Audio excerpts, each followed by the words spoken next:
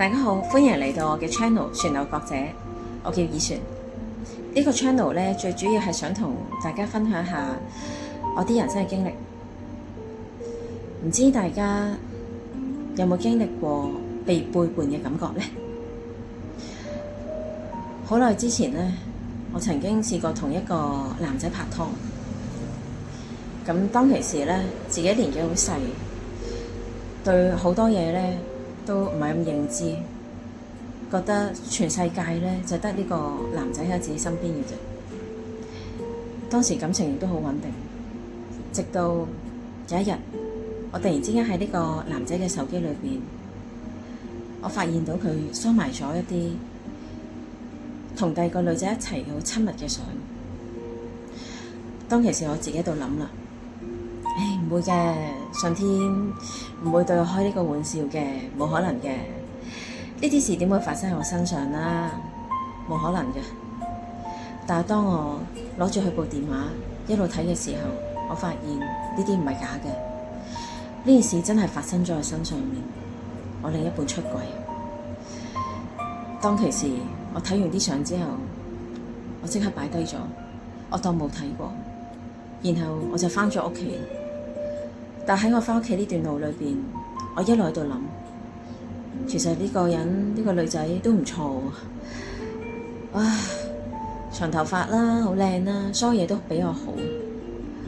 然後一路我都好想模仿佢，我覺得只要我變成佢，變成電話裏邊嘅嗰個女仔，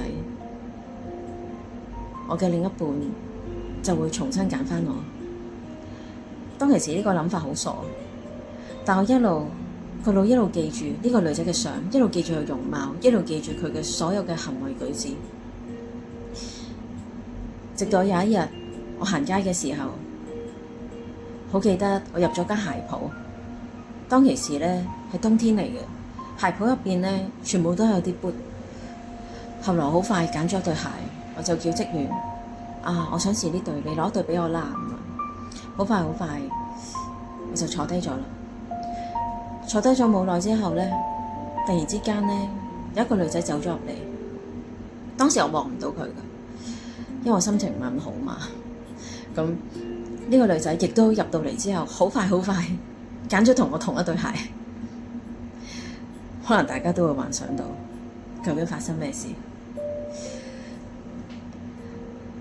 呢個女仔同我一樣好快咁坐低咗，然後我哋兩對鞋就同一時間俾個職員攞咗出嚟，然後我哋同一個時間一齊着咗同一對鞋。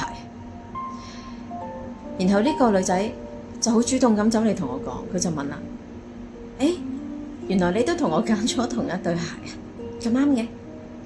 咁嗰刻我抬起頭望一望佢，哇！完全冇諗到，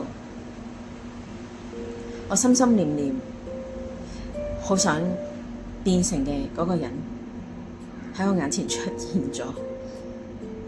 當時我喺度諗，唔會嘅，上天又同我開玩笑啦，點可能會出現喺我眼前㗎？咁樣呢個女仔情敵嚟㗎喎。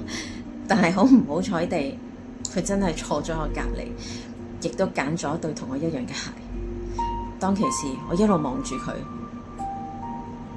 我講唔到嘢，我都呼吸唔到。嗰刻我就好想離開呢個地方，然後擺低咗對鞋，我就同個職員講：唔好意思，我唔試啦。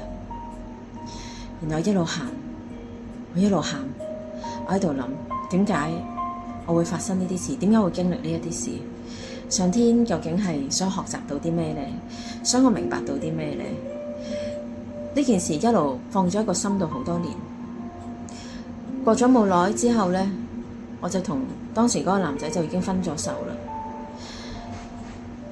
咁分咗手之後，呢一件事呢，一路影響住我，好緊要。影響嘅係啲咩呢？我後來識嘅所有嘅男仔，我都覺得佢會背叛我。我亦都覺得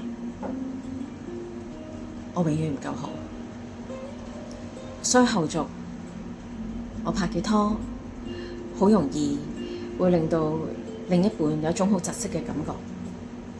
當初都不以為然，唔知道自己發生咩事。我一路都同自己講，冇㗎啦，呢件事已經完結咗㗎啦，冇㗎啦，真係冇㗎啦。我唔知大家相唔相信宇宙一個循環呢？喺若干年之後，我結咗婚，我已經有我自己真正嘅伴侶啦。當其時，我個伴侶有一日同我講，佢就話啦：公司咧嚟緊咧會搞個旅行啊，公司賺咗好多錢啊，所以咧老闆請晒全公司嘅人去旅行。當時咧，我老公就走嚟問我，佢就問我啦：啊，可以攜眷喎，可以帶埋嚟喎。但當刻我因為工作嘅原因，我攞唔到假，冇得去。然後我就同我另一半講：你玩得開心啲啦咁樣。咁我老公就去完一轉旅行翻嚟之後，我同佢就坐咗喺梳化。咁我老公就打開個電話，佢一打開個電話，我望一望，哇！點解呢個女仔會出現喺你個電話裏邊嘅？唔知大家諗唔諗到係邊個女仔呢？當時喺我老公公司旅行裏邊，佢哋嘅合照裏邊，竟然出現咗好多年前我被背叛嘅嗰個男仔嘅另一半。當其時我完全冇諗到咁多年之後呢個女仔會再次出現喺我嘅另一半嘅電話裏面，但係今次身份唔同咗，只有另一半嘅同事。當時我一路攞住個電話，一路睇我老公去旅行嘅相，一路睇，我又問自己啦，OMG， 上天啊天啊天啊，你又想嚟話畀我聽啲咩啊？當刻係驚訝多於憤怒。當時我終於都發現，我心心念念影響住自己嘅人，其實係咪真係影響緊呢？嗰刻我先知道，原來我一早已經放下咗，同埋我已經寬恕咗。當其時再次攞起個電話，見到呢個女仔竟然企咗喺老公隔離，嗰刻嘅感受，唔知大家諗唔諗到呢？